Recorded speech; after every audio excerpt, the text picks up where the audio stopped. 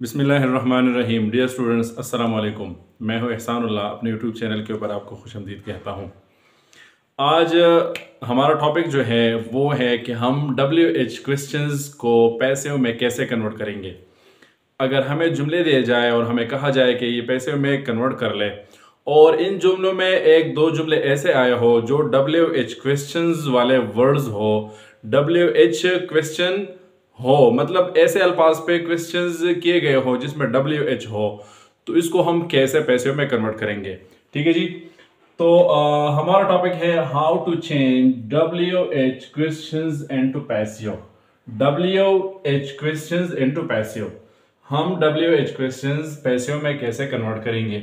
इसके अलावा जो ऑन टेंसेस में हेल्पिंग वर्ब के जरिए जो सवालात किए जाते थे कि मिसाल के तौर पर does Ali write a letter, is Ali writing a letter वगैरह, ये तो सीधा साधा जिस तरह के हम कन्वर्ट कर चुके हैं active voice and passive voice में तमाम टेंसेस।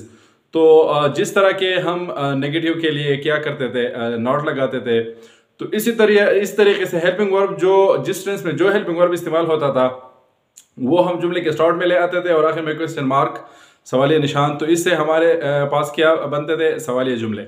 लेकिन अगर WH वाला क्वेश्चन हो, ऐसे लफ्ज पे सवाल किया गया हो, जो WH वर्ड हो, मतलब व्हेन, वेयर, वाई वगैरह, तो ये हम पैसे में कैसे कन्वर्ट करेंगे। तो आज इंशाल्लाह इस लेक्चर में आपको ये क्लियर कर दिया जाएगा।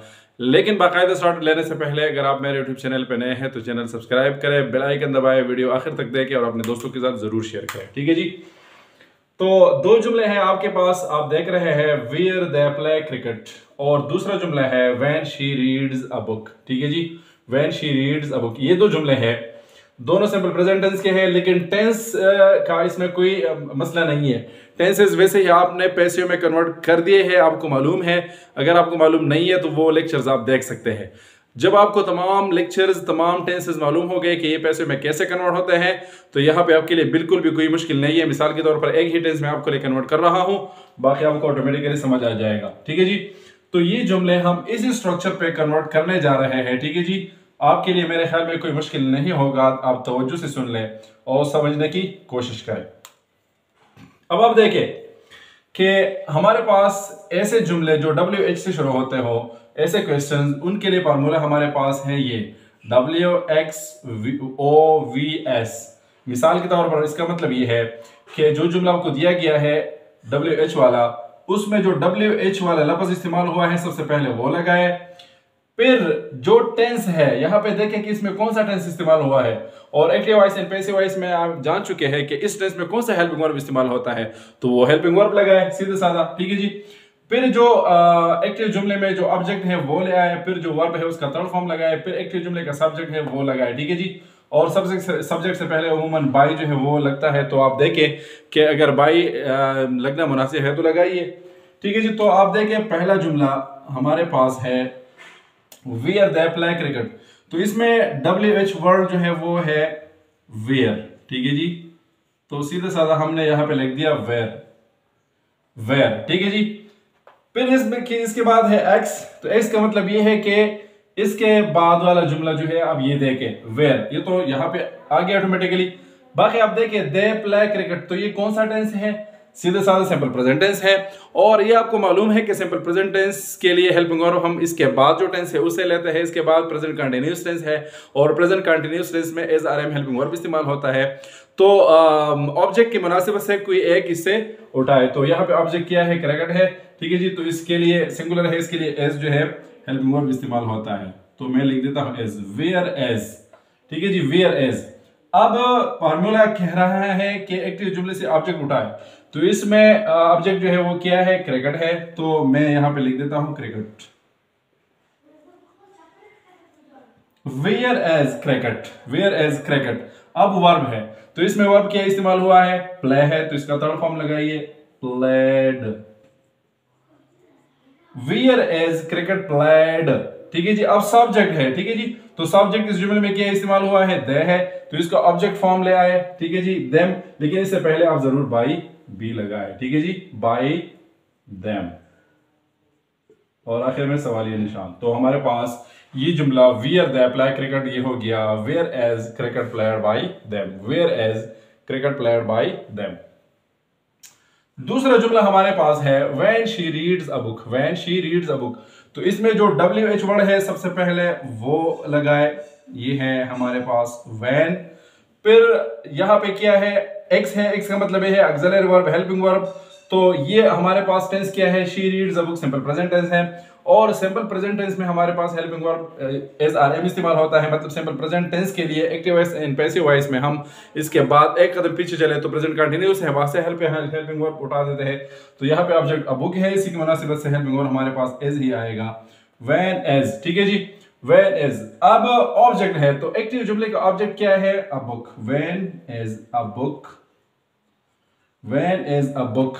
फिर वर्ब है तो इसमें वर्ब रीड्स इस्तेमाल हुआ है, इसका थर्ड फॉर्म उठाइए, इसका स्पेलिंग एक जैसा है लेकिन प्रोनाउंसिएशन चेंज है, read, whereas a book read. ठीक है जी, इसके फौरन बाद हमारे पास active voice and passive voice में बाय लगता है, मतलब वर्ब के थर्ड फॉर्म के फौरन बाद बाय लगता है। ठीक है जी, so whereas a book read by. अब सब्जेक्ट है तो इसी जुमले में सब्जेक्ट क्या है, तो वो क्या है, शी। तो ये ऑब्जेक्टिव फॉर्म में आएगा तो ये हो जाएगा हर।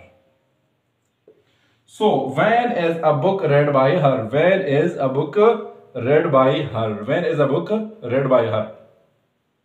अब मेरे ख्याल में इसमें आपके लिए कोई मुश्किल नहीं है। ठीक है जी, जो टेंस यहां पे इस्तेमाल हुआ है सीधा साधा WH वर्ड स्टार्ट में ले आए, फिर जो टेंस यहां पे इस्तेमाल हुआ है उसी टेंस का हेल्पिंग वर्ब लगाए, फिर जो है ऑब्जेक्ट और सब्जेक्ट आपस में चेंज कर ले और का थर्ड फॉर्म लगाई और बाई लगाई। तो active voice and passive voice में कॉमन चीजें है, इसमें बिल्कुल भी आपके लिए कोई मुश्किल नहीं है। मिसाल के तौर पर ये जुमला हम प्रेजेंट कंटिन्यूअस में ले जाते हैं, when she is reading a book. तो ये हमारे पास हो जाएगा when she is reading, when she is reading a book, when she is reading a book. ठीक है जी, तो यहां पे अब आ जाए व्हेन, तो मतलब WH वर्ड लफ्ज हमारे पास आ गया और ये हमारे पास प्रेजेंट कंटिन्यूअस टेंस है। तो कंटिन्यूअस टेंस में कंटिन्यूअस टेंसेस में अपना हेल्पिंग वर्ब जो होता है इसके साथ बीइंग का इजाफा होता है। तो अब ये हो जाएगा व्हेन इज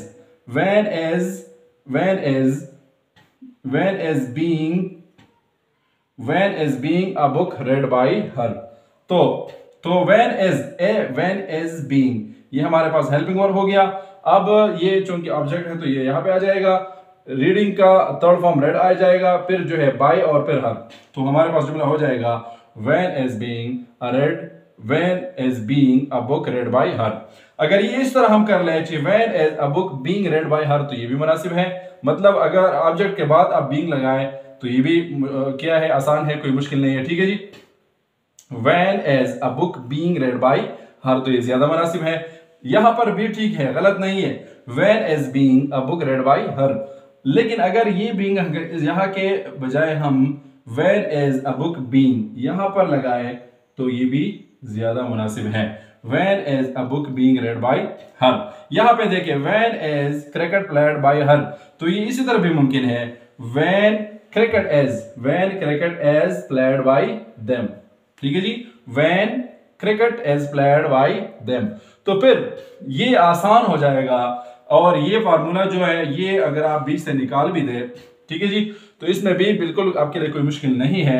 WH वर्ड लगाइए और फिर WH वर्ड के बाद जो टेंस यहां पे इस्तेमाल हुआ है वो टेंस आप उठाइए और टेंसेस जिस तरह के हम कन्वर्ट कर चुके हैं उसी अंदाज पे आप कन्वर्ट कर लें। ठीक है जी, तो फिर हमारे पास वेयर यहां पे आएगा।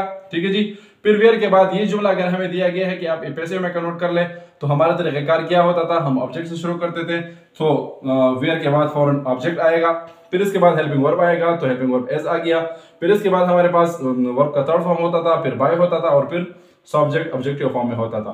तो ये भी मुमकिन है, where cricket is played by them, where is cricket played by them, ये भी मुमकिन है, where cricket is being played by them, तो ये भी मुमकिन है। अब ये देखे when is a book being read by her या when is being a book read by her, दोनों ठीक है, इसमें कोई मुश्किल नहीं है, नहीं कोई कंफ्यूजन है, आप आसानी के साथ जो है ये कन्वर्ट कर सकते हैं।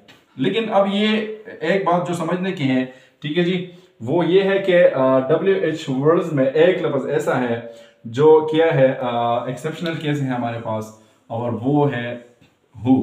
ठीक है जी, वो है हमारे पास हु।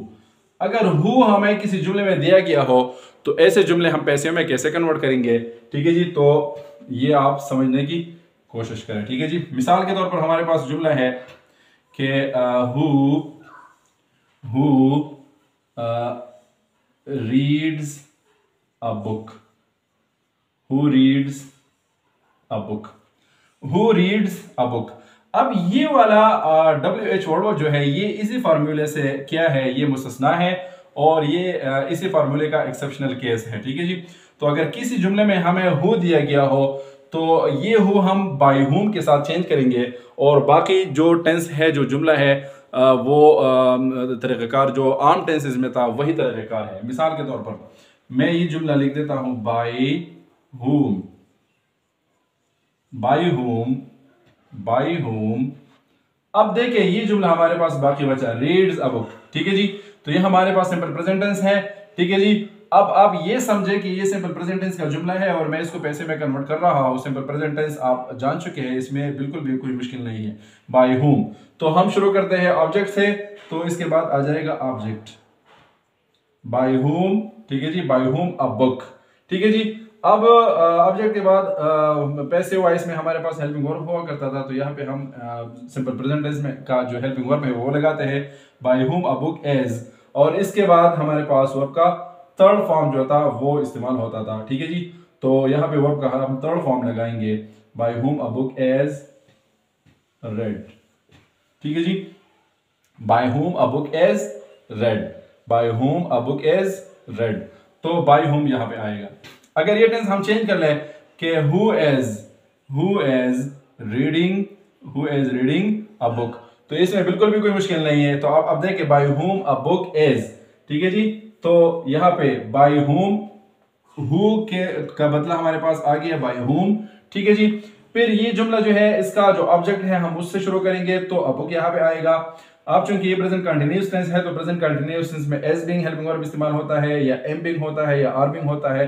तो चूंकि ये सिंगुलर है बुक, तो यहाँ पे हम एज बीइंग लगा देते हैं by whom a book is being, ठीक है जी। और फिर वर्ब का थर्ड फॉर्म, ठीक है जी। इसका स्पेलिंग एक जैसा है लेकिन इसका प्रोनाउंसिएशन चेंज है। So by whom a book is being read, तो यहाँ पे सवालिया निशान। So by whom a book is being read, by whom a book is being read. इसी तरह बहुत सारे जुमले आप बना सकते हैं।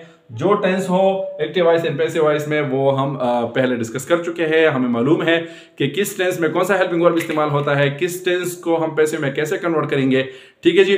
तो हु जो है वो बाय हुम में हम कन्वर्ट करेंगे और बाकी जो जुमला बचता है वो active voice and passive voice के आम रूल्स के मुताबिक हम आसानी के साथ कन्वर्ट कर सकेंगे इंशाल्लाह।